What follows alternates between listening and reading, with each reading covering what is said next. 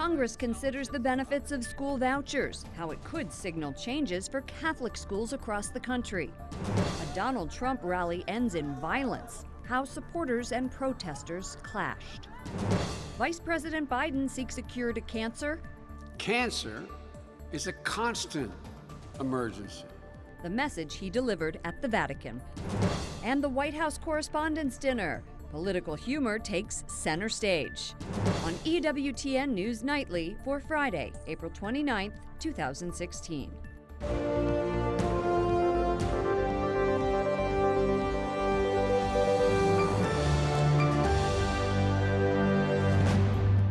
Good evening, and thank you for joining us. I'm Lauren Ashburn.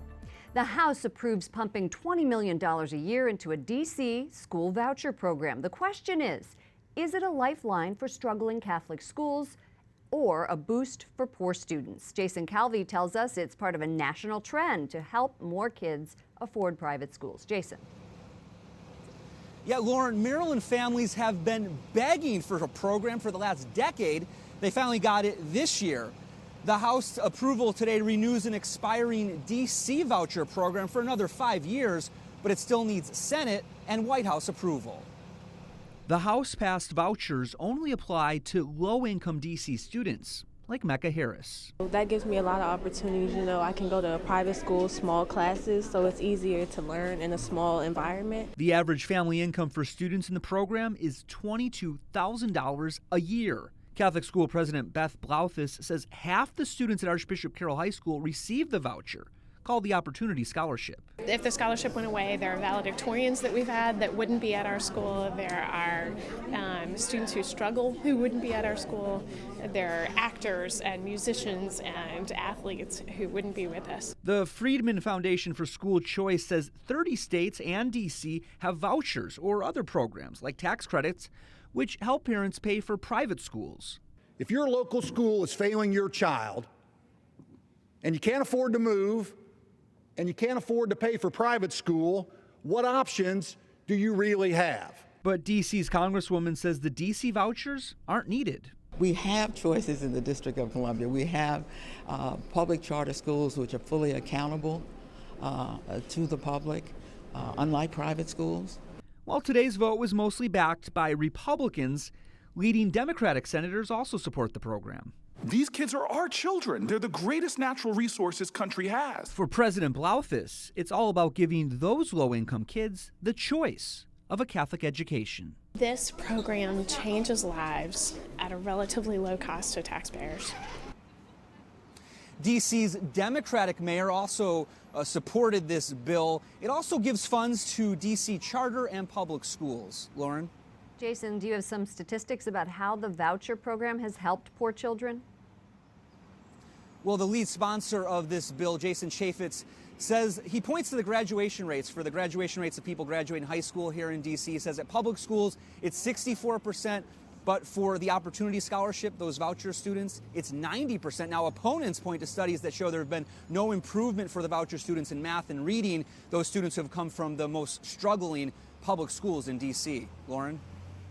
Jason Calvi on Capitol Hill. Jason, thank you.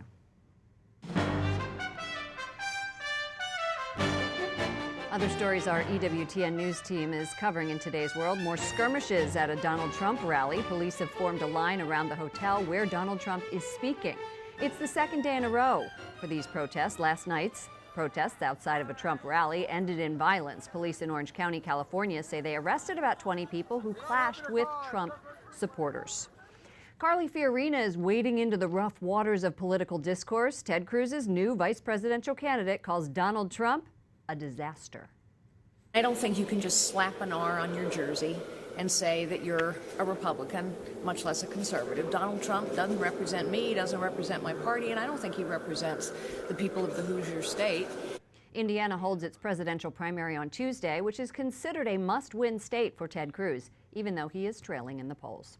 A boost today for Ted Cruz from Indiana's Governor Mike Pence. He's a former member of Congress, and he's giving Cruz a vote thumbs up. Donald Trump has been lining up endorsements as well, like Bobby Knight, the former Indiana University basketball coach.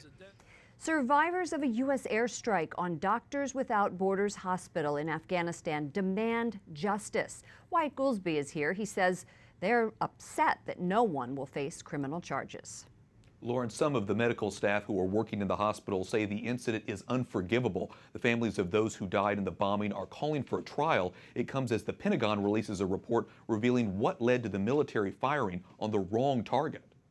A top U.S. general says 16 members of the military received administrative punishments, including letters of reprimand or suspension, and were ordered to go through extensive retraining.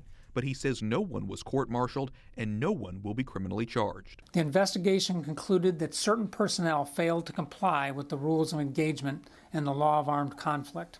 However, the investigation did not conclude that these failures amounted to a war crime. According to the Pentagon's latest report, the airstrike was due to human errors and equipment failure. On October 3rd, an Air Force gunship was supposed to hit a Taliban command center in Kunduz, about 450 yards from this Doctors Without Borders hospital. But the targeting sensors failed, and the crew relied on a physical description of the building. The bombing lasted for almost 30 minutes before they realized it was the wrong building. Unfortunately, we get into situations like this that are confusing. There is a lot on the ground. It's a fast-moving situation, and we have young people, young leaders out there that are trying to make the right decision in the heat of combat, and sometimes it comes up wrong. Doctors Without Borders says that's not good enough. They call the attack relentless and brutal and are calling for an independent investigation. The humanitarian aid group says it has pulled out all staff from the city. The organization's president saying, "We can't put our teams, including our colleagues who survived the traumatic attack, back to work in Kunduz without first having strong and unambiguous assurances from all parties to the conflict in Afghanistan that this will not happen again." In total, 42 people died at the attack. Last month, the newly appointed commander of U.S. forces in Afghanistan apologized to the people of Kunduz. The Pentagon says they have allotted several $1 million to rebuild the facility and offer payments to victims as an apology. Lauren? Wyatt, thank you. At the Vatican today, President Joe Biden calls for a global commitment to fund cancer research. Biden, who lost a son to cancer last year, appeared at a Vatican conference on regenerative medicine. He urged philanthropists, corporations, and governments to increase funding in a bid to end cancer as we know it. Cancer is a constant emergency. In the United States alone, we lose more than 3,000 people a day to cancer. We should be doing everything possible to accelerate cancer treatments and cures with urgency. Pope Francis spoke directly after the vice president and met with him. The White House says before taking the stage, the two met privately in a room backstage where they exchanged small tokens. Our producer, Mary Shovlain, joins us from Rome. Mary, do we know any details about the meeting between Pope Francis and Vice President Biden? We know after their private meeting, after the Pope finished his discourse to the conference participants, he went down the stairs to greet Vice President Biden in the front row, who was here with his son Hunter, but also with his son-in-law Howard, who is a physician and has been very key in helping the Vice President promote his cancer research agenda. What did Pope Francis say when he addressed the conference after the Vice President spoke? What was his message? He wanted to highlight three things that we all need to keep in mind, especially those attending the conference. In our culture, in medical research and science, we have to have, first of all, empathy for those who are suffering and not be indifferent to our neighbor, especially when they're suffering from these rare diseases, he said. That needs to be followed by the research that's being done. He said you have to be attentive to the moral side of research. In moral research, he said, you keep the human person at the center, the human dignity of the human person, and you stay within those ethical guidelines. He wanted to highlight that. And then third of all, he wanted everyone around the world to have more access to this care because these rare diseases are often on the periphery and prevention is not being carried out on the peripheries of the world because of lack of access. So those are the three things that were the heart of his message to that conference today. You know, some people are asking, why is the Vatican inviting people to speak who do not share the Church's views on fundamental issues like abortion and marriage? A lot of people have been raising that question, Lauren, and what we know from this Pope and what we've seen even with Pope Benedict and John Paul II, when we've seen people invited to the Vatican that maybe wouldn't share our values, our church values. And the response that I always get in talking with church leaders here is this is how we dialogue. And as we sit down at table and the church shares its views, here we are, here's what we believe, we open a dialogue, and through that dialogue, maybe we change hearts and minds. And I think that's the Vatican's goal as they continue to open these doors and welcome in experts from many fields and different voices from all over the world. Mary Shovlain, our producer in Rome, thank you so much. Very enlightening. Have a good weekend. Thank you. You too, Lauren. Our political coverage continues now. Melinda Henneberger, editor-in-chief of Roll Call, is in the room. How are you today? Good. Good. Nice to see you. You too. Big news that we are just following, breaking news right now. We've had arrests at Trump rallies, protests. Police are now surrounding the hotels. Do you think that we are going to see more violence as we get closer to the election? I'm afraid so. I think it has been building up, and I think that now it has become a thing with, the protesters come, and Trump says, get him out, get him out, get him out. And, You could do that for him. No, really not. And so I think people come now with the expectation that, hey, maybe they can get a little fist fight. Well, I know that people are talking about making references to Chicago in the 60s, and we'll have to see how that plays out closer to the Cleveland convention. What did you make of Ted Cruz's week? So he says, Carly Fiorina, come on down. You are my next vice presidential candidate. So do you think he's going to get a bump? How significant is this? Well, his week as a whole, I would say he was not hurt by John Boehner calling him Lucifer in the flesh, because this is a year where the establishment is the enemy. So I feel like that was almost an endorsement, because people think, oh, well, if John Boehner didn't like Ted Cruz, that's maybe all to the good. On the other hand, I'm not sure I see him getting a bump out of Carly Fiorina's addition to a potential ticket.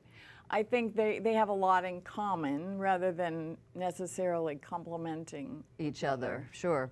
And lastly, Bernie Sanders is laying off some of his campaign staff. Is he done? No, I don't think he's done. I think that there is no path to the nomination, in fact. And I think that most of his supporters see it that way also. They can do math like everybody, even if they are socialists. But I think they want the movement to go on. All good politicians say, this isn't about me, it's about you. And most of them, when they say that, what they mean is, it's all about me. Right, but exactly. I think when he says it and when his followers hear it, they really will say it's not about Bernie, it's about the movement. So I think they would like to see him take it all the way to Philadelphia, even though they know it's not going to end in a nomination. And before we go, last night you hosted an event, Roll Call and Story Partners, honoring Washington women in journalism, and you handed out some awards. One is to Kathryn Jean Lopez, editor-at-large at the National Review Online, and she's a Catholic reporter. Wonderful person, and she'll be coming up later in the show. I felt so honored to be able to salute her, because no one has done more to bring awareness to the situation of the genocide of Christians in Iraq and Syria than Kathryn Lopez. So my hat was always off to her, and it was nice to be able to make that official. Melinda Henneberger, editor-in-chief of Roll Call. Thank you for joining us. Coming up, a man accused of trying to spread religion now faces a long prison sentence in North Korea. His ties to America. And protecting free speech, the Becket Fund for Religious Liberty shows support for a New Jersey police officer.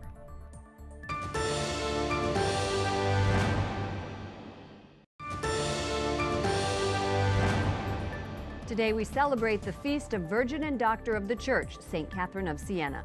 Born the 23rd of 24 children, St. Kathryn is credited for great political acts, including bringing the Pope back to Rome. Thank you for joining us this evening. I'm Lauren Ashburn. Two people behind the undercover Planned Parenthood videos reject a plea deal today.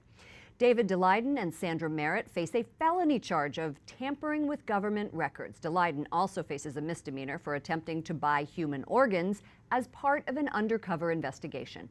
The two appeared in a Texas court. Daleiden calls the indictment an attack on citizen journalism. North Korea sentences an American tourist to 10 years of hard labor for spying. North Korea says it arrested 62-year-old Kim Dong-chul last October after catching him with military secrets. They accuse Kim of spying for South Korea and trying to spread religion. Keim is the second American North Korea has put behind bars this year. The Supreme Court rules this week that a New Jersey police officer was wrongfully fired for picking up a political campaign sign for his bedridden mother. The police department demoted Jeffrey Heffernan from detective to patrol officer after he picked up the sign supporting the mayor's challenger. The case challenged free speech. Adele Keim is legal counsel at the Becket Fund for Religious Liberty, a group supporting Officer Heffernan. This is a case involving free speech and freedom to assembly.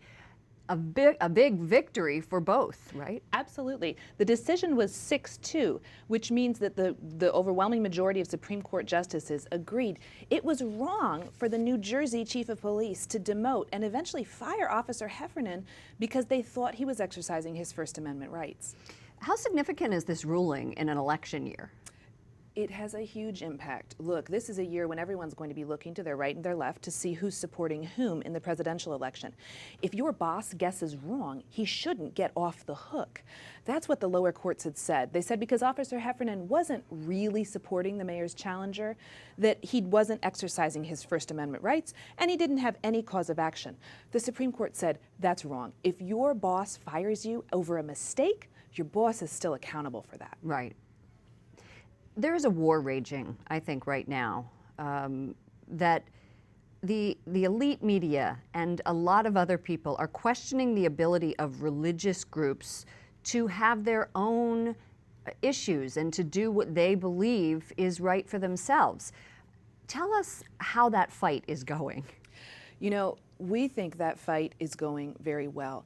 We've seen people in Time magazine and other elite media outlets saying that tax-exempt status for churches ought to be revoked because what good really do churches do?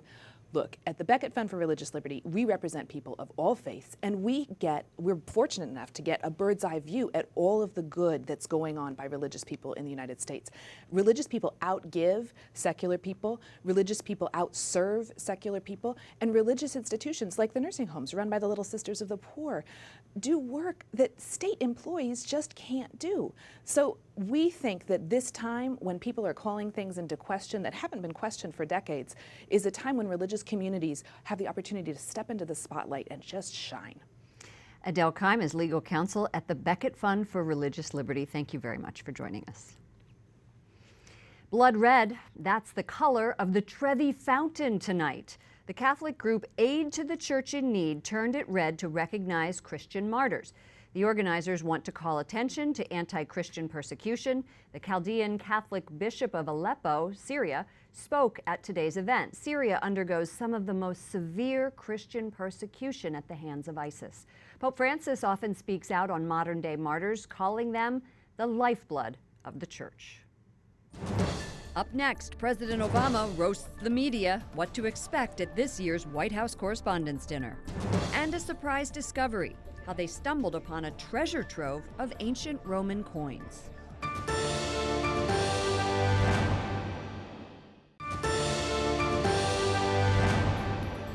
Today marks a milestone for the royal family. Britain's Prince William and his wife Kate celebrate their 5th wedding anniversary. They were married in an opulent ceremony at London's Westminster Abbey as millions of people around the world watched on TV.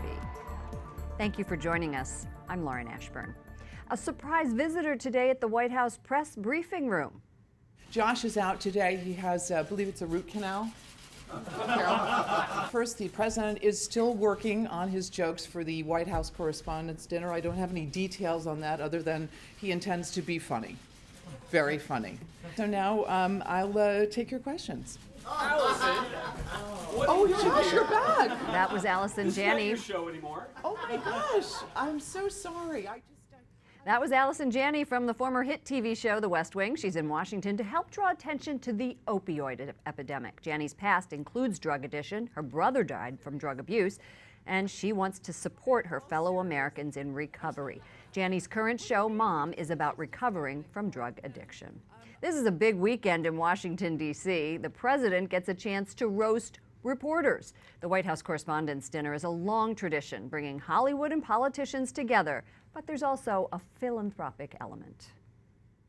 The annual White House Correspondents' Dinner gives presidents a chance to fight back. No one is prouder to put this birth certificate matter to rest than the Donald. And that's because he can finally get back to focusing on the issues that matter. Like, did we fake the moon landing? This famous slight aimed at Donald Trump is considered to be the reason he entered politics. Held at the Washington Hilton Hotel, the site of President Reagan's assassination attempt, the celebration brings together two unlikely bedfellows, Hollywood and politics. Washington is the Hollywood for ugly people. J.C. Bua has been covering Washington for years. The White House Correspondents' dinners can be extremely fun, especially if the president is good. Biden's shoulder massages, they're like magic. Because usually the President of the United States, and we're there to put his or her feet to the fire, are more entertaining than the entertainment. It gives the White House press corps an opportunity to dress up, throw lavish parties, and give swag bags. The Independent Journal put together this mock yearbook saying, "Some of you were massive dorks." Guilty. But the most important part of the event? To give students scholarships. We set up a mentorship program where a White House correspondent is attached or paired up with one of the scholarship recipients, and they'll stay in touch hopefully for a year and just be there to answer questions or help them as they start their careers. I had the privilege of mentoring some of these journalists, and they are great people. Ahead of these weekend celebrations, 4 female journalists are honored at the 3rd annual Washington Women in Journalism Awards, and guess what? We have one of them right here. Kathryn Jean Lopez is editor-at-large for National Review Online. She received an award last night for Outstanding Periodical Journalist. It seems like an old word, doesn't it? It really does. Sounds like a throwback. Congratulations. Happy feast day. Oh, thank you. Kathryn of Siena, right? Yes. So why do you believe you received this award? We heard Melinda a little bit earlier talk about all of the work that you've done in genocide, Christian genocide. Well, it's a really humbling thing because, as you know, as reporters, we see so much, and there's so much that we could be reporting on, and that we don't have the time to, et cetera. So it's sort of, on one hand, it's a little embarrassing to get an award, especially when it's about Christian persecution, because, you know, it's such an important issue, such a crucial issue. But that having been said, I was so grateful to Melinda, because here we were in a secular mainstream media power broker crowd. Right, Dana Bash from CNN was winning, and Susan Page from USA Today, and then there was you. Exactly, and everybody was Hill staffers and media people everyone would recognize, etc. And so to be talking about Christian persecution in that forum was just such a blessing. How does faith play a role in your journalism?